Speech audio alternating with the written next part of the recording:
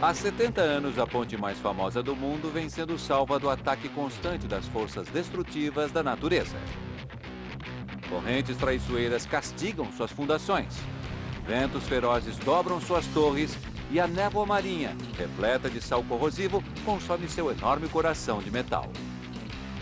Com uma equipe incansável reparando constantemente o concreto desgastado e o ferro oxidado, a ponte mantém-se conservada, mas o pior ainda está por vir.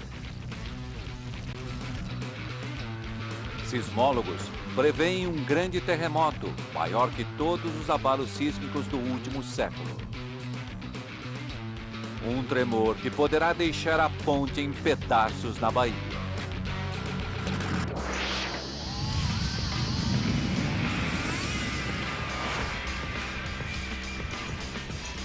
Obras incríveis. Golden Gate. O dia está chegando e corremos contra o tempo para que a ponte seja modernizada e salva para sempre. Uma reforma de 400 milhões de dólares está sendo feita na velha ponte para enfrentar um terremoto de magnitude 8,3, maior que qualquer outro na memória recente. Antes da construção da ponte no Estreito de Golden Gate, a natureza conspirava para evitar que ela se tornasse uma realidade. E não era apenas o risco de um terremoto que atrasava o sonho. Os ventos na entrada da Bahia são terríveis. A névoa fria e úmida corrói o metal e dificulta as condições de trabalho. E a velocidade das águas que atravessam a região é grande demais para a construção de uma estrutura. Com todos esses elementos destrutivos somados e a possibilidade de um terremoto sempre presente, por que então construir uma ponte? 1918.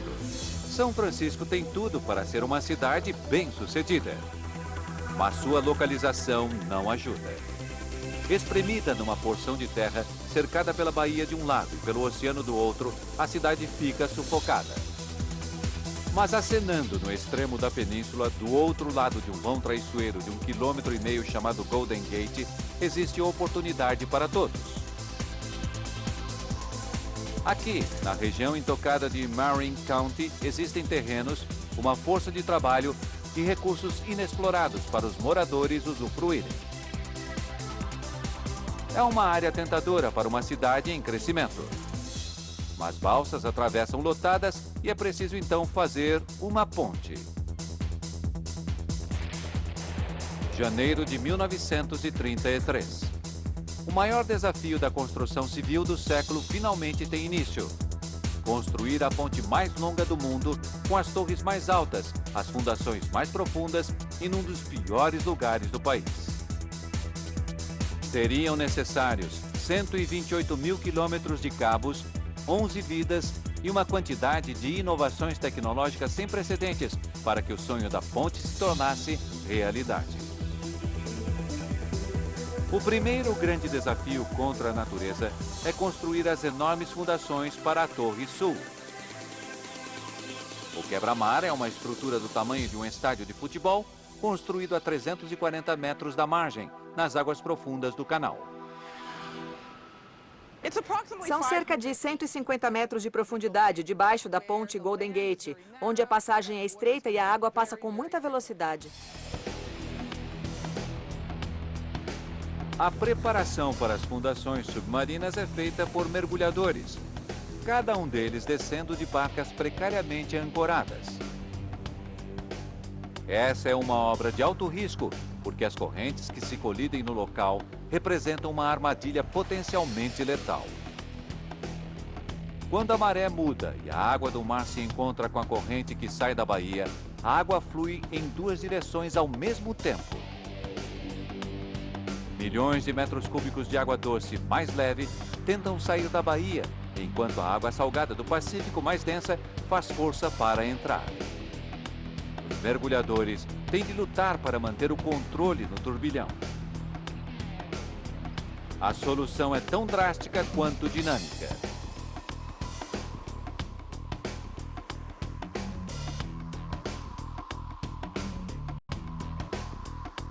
Gigantescos tubos de aço são baixados até o leito do mar e recheados de dinamite. Pouco a pouco, a equipe abre caminho com as explosões até o leito rochoso, 30 metros abaixo. Com o leito marinho aplainado, enormes blocos de concreto são baixados e interligados, formando um container oval, protegido por placas externas. 35 milhões de litros de água são bombeados para fora da estrutura e 100 mil metros cúbicos de concreto são vertidos. Operários ficam até os joelhos no concreto e correm para espalhá-lo no recipiente gigante, construindo uma base sólida a partir do leito do mar. Em 3 de janeiro de 1935, o maior quebra-mar já construído atinge sua altura final, erguendo-se 13 metros acima da maré alta.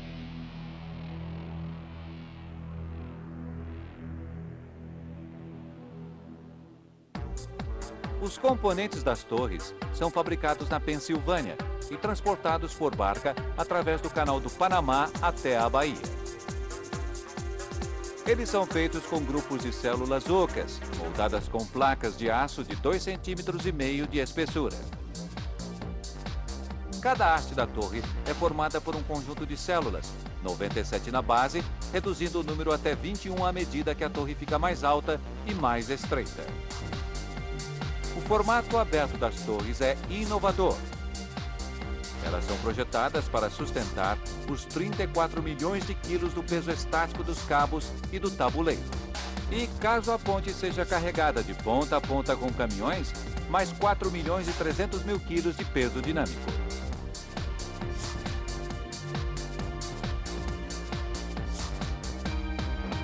Maio de 1937. Com a ponte finalmente terminada, chega o dia tão esperado. No dia 27, que foi batizado de Dia dos Pedestres, 200 mil pessoas caminham, correm, patinam e dançam sobre a ponte. Mas 3 anos depois, um acontecimento mudaria tudo.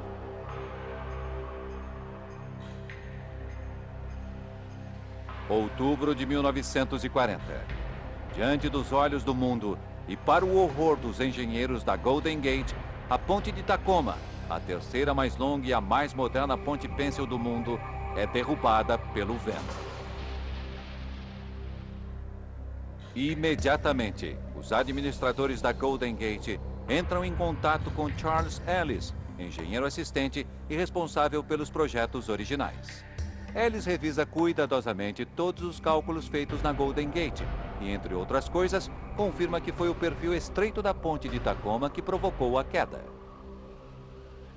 Na Golden Gate, a razão entre comprimento e largura é de 47:1, bem menor que a da ponte de Tacoma, com 72:1. Esse fato, combinado com o melhor perfil para a deflexão do vento, segundo Ellis, garante a segurança da ponte Golden Gate. Com a ponte localizada em um túnel de vento natural, com rajadas de 30 a 100 km por hora, todos os envolvidos com a Golden Gate esperavam que a teoria estivesse certa. Por vários quilômetros em qualquer direção, não há nenhum lugar onde o vento que vem do Pacífico possa quebrar no continente. Isso ocorre na entrada da baía. Quando o vento aumenta, ele torna-se um perigo ao tráfego, principalmente porque a ponte é a primeira coisa que uma tempestade de inverno atinge após uma longa jornada.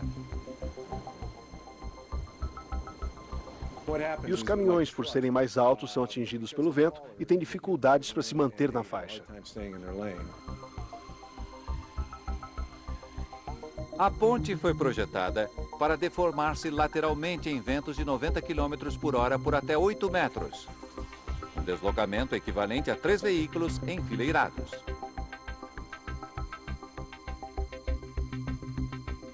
Até hoje, mesmo em um dia calmo, podemos sentir a ponte oscilando e flexionando levemente, em função do vento e do tráfego.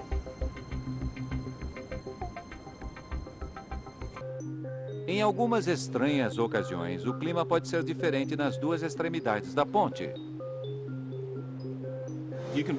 Numa ponta pode ter neblina e tempo ruim, e na outra pode ter um belo sol.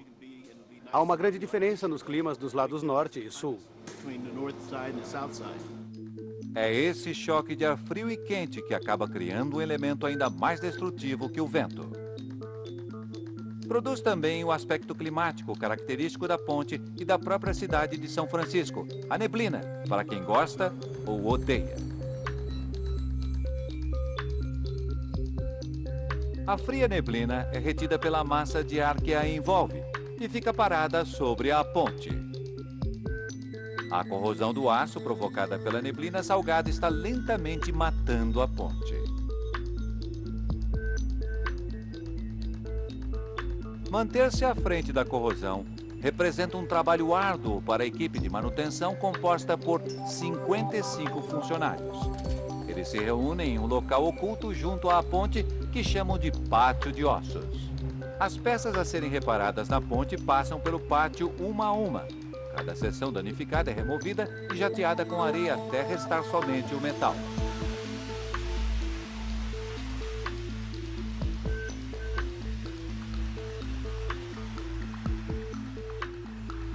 Em alguns casos, como este painel de escada, o metal componente foi tão corroído pelo ar salgado que não é possível recuperá-lo. Quando isto acontece, novas peças são fabricadas usando-se as antigas como modelo. Estas peças estão sendo cortadas exatamente como as originais. Elas serão acabadas e, por fim, pintadas na famosa cor laranja. Em seguida, serão fixadas na ponte para enfrentar a neblina.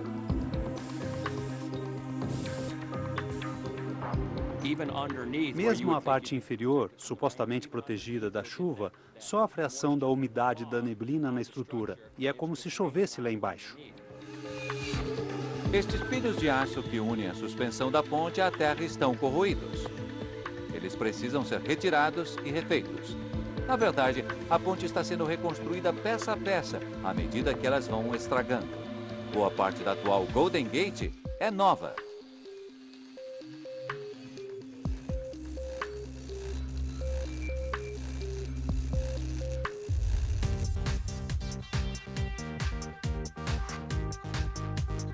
Os cabos principais são uma das poucas seções que permanecem intocadas desde a construção.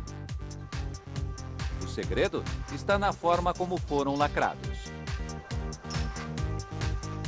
Depois de esticados de um ponto de ancoragem a outro, os fios foram comprimidos com 54 mil quilos de pressão e em seguida amarrados na forma de um cabo que foi revestido com tinta antioxidante e envolvido por 5 quilômetros de coberturas de aço. Eles estão tão fortes atualmente quanto no dia em que foram instalados. Atualmente, uma seção do cabo é uma atração turística. Visitantes colocam as mãos na peça e se surpreendem que fios da espessura de um lápis conseguem sustentar uma ponte de 887 mil toneladas, sendo atingidas por ventos de 110 km por hora. O que eles não sabem é que uma força destrutiva muito maior está se formando no solo, bem abaixo de seus pés, e ameaça a existência da ponte. Para dar à ponte uma chance de lutar contra as forças sísmicas, os reparos atuais foram acelerados. Para absorver ou dissipar o choque de um terremoto, muitas seções da ponte Golden Gate devem ser removidas, reajustadas ou substituídas. O maior problema que atrasa o trabalho de proteção contra terremotos são, ironicamente, os terremotos. Enquanto as reformas avançam, a ponte deve sempre se manter o mais protegida possível de terremotos. Com o tráfego circulando livremente e pedestres na ponte 24 horas por dia, este cuidadoso processo só pode ser feito com a troca de 2 rebites por vez. Se um terremoto ocorrer e mais que 2 rebites tiverem sido retirados, toda a rede de aço pode se desfazer. No fim dos anos 80, o terremoto de Loma Prieta abalou a região da Bahia e preocupou todos que viviam lá. Todos os terremotos são medidos numa escala chamada Richter. Os menores ou microterremotos só podem ser detectados por sismógrafos, mas qualquer um acima de 3,5 graus pode ser sentido por um ser humano. O terremoto de Loma Prieta alcançou 6,9 graus e foi sentido por todos. O terremoto deixou 14 mil desabrigados, 62 mortos e cerca de 3 mil feridos. Os prejuízos materiais foram estimados em 7 bilhões de dólares. No dia em que a terra tremeu, os agentes de segurança da ponte Golden Gate ouviram a onda de tremor atravessar o solo. Eu estava aqui e o barulho parecia o de um trem passando pelo prédio. Embora o epicentro tenha sido nas montanhas de Santa Cruz, a maior parte dos danos ocorreu nas áreas urbanas de Oakland e São Francisco, mas não na ponte Golden Gate. Não houve danos estruturais, só tivemos que fazer uma limpeza. É por isso que pontes suspensas por natureza resistem melhor a terremotos do que uma estrutura rígida. Na ponte Golden Gate, os projetistas sabiam que o tabuleiro deveria se mover sob o movimento do tráfego, sob a ação do vento e, é claro, no caso de um terremoto. As juntas de expansão nas duas extremidades da ponte permitem esse movimento. Quando a terra treme e a ponte balança, elas se abrem, permitindo que a estrutura se movimente de forma independente da estrada principal dos dois lados da ponte. Esse deslocamento pode chegar a 43 centímetros. É um movimento significativo para uma veterana de 70 anos e 887 mil toneladas. Mas, infelizmente, testes recentes na ponte mostram que isso não será o suficiente se a história se repetir.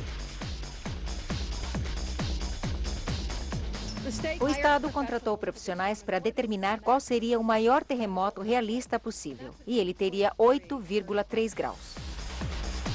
Um terremoto de 8,3 graus seria catastrófico. O de Loma Prieta chegou a 6,9 e matou mais de 60 pessoas e causou prejuízos de vários bilhões de dólares. E se houver alguma coisa pior, não me preocuparia tanto com a ponte Golden Gate, porque não sei se o oeste da Califórnia continuaria existindo. A reforma leva em conta que o epicentro do terremoto pode ocorrer muito próximo da ponte, a apenas 11 quilômetros a oeste, na falha de San Andreas. Os engenheiros devem estar preparados para o chamado evento máximo esperado, que poderá ocorrer nesta falha próxima à ponte. A reforma prevê um terremoto de 8,3 graus, que é o evento máximo para essa falha, para a falha de San Andreas.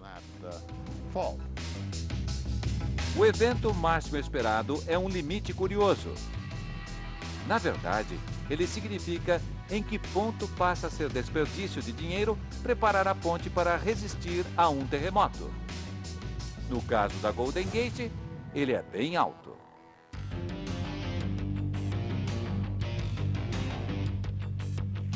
A uma pequena distância dali, em Berkeley, as autoridades de trânsito da Califórnia também colocam os terremotos no topo da agenda.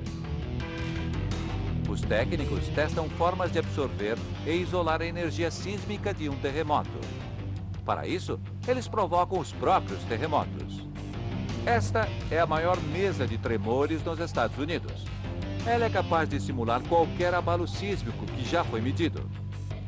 Estes são os novos suportes que serão usados na ponte Golden Gate. Esses são os dispositivos que deverão manter a ponte de pé ao longo deste século. Eles são feitos de borracha, com um núcleo de chumbo, e devem ser colocados em locais da ponte onde o movimento sísmico de uma seção deverá ficar isolado de outra. E esse é o segredo da reforma. Uma seção por vez, preparando a ponte para suportar as forças sísmicas quando o solo começar a tremer. O trabalho vai durar 20 anos e está escrevendo uma nova página nas reformas de pontes pênseis. Aqui, no novo viaduto da região norte, os novos amortecedores já foram instalados.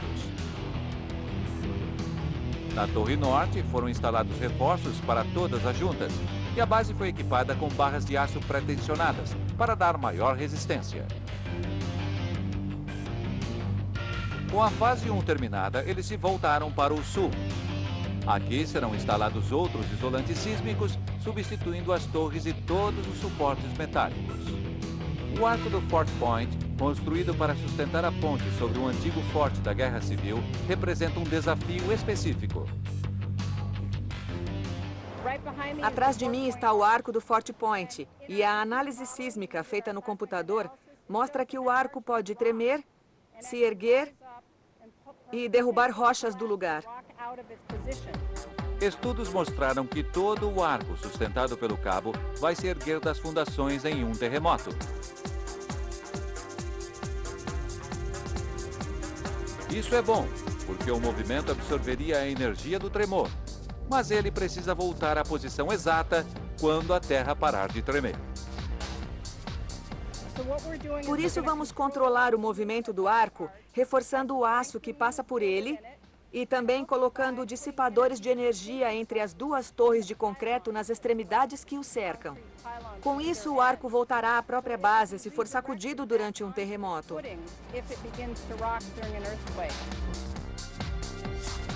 Enquanto isso, no topo do mundo, onde as 887 mil toneladas da ponte se apoiam sobre duas bases de 3 mil toneladas, a reforma vai reforçar a estrutura e conter o excesso de movimento. Amortecedores serão instalados nas junções entre as torres e o tabuleiro, e partes da base de concreto que estão na água serão substituídas. Embora seja uma corrida contra o tempo para vencer o próximo terremoto, o processo altamente tecnológico apresenta um grande problema: dificuldades técnicas extremas. Seria muito simples refazer tudo, mudar a aparência e mover todos os elementos. Mas, no fim, não iria restar muito da bela ponte Golden Gate. Quando tudo chegar ao fim e a reforma estiver terminada, ninguém deverá saber que ela foi tocada. É curioso dizer que, mesmo gastando milhões de dólares, temos que fazer parecer que nada aconteceu. Todos os rebites foram checados. Mais da metade do aço foi substituída. As torres de concreto têm um novo revestimento e o pavimento e os cabos que o sustentam são todos novos. Aos poucos, a ponte está sendo totalmente substituída. No fim, não restará nada dos materiais originais que custaram vidas, criaram reputações e se tornaram um monumento deslumbrante ao progresso e à beleza. Mas depois de tudo que passou, ela ainda continua sendo a ponte Golden Gate, a mais famosa e mais admirada ponte do mundo. Ouço as pessoas dizerem que economizaram a vida toda para poder vir conhecer essa ponte. A ponte Golden Gate resistiu ao passado e, se a reforma for terminada a tempo, tem muitos anos dourados pela frente. Mas a natureza não espera por ninguém.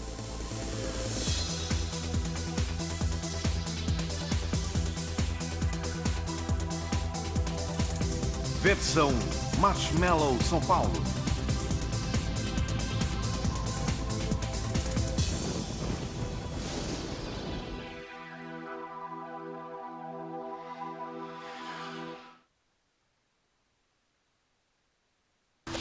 Obras Incríveis foi um oferecimento de novo CrossFox, o mais selvagem dos compactos.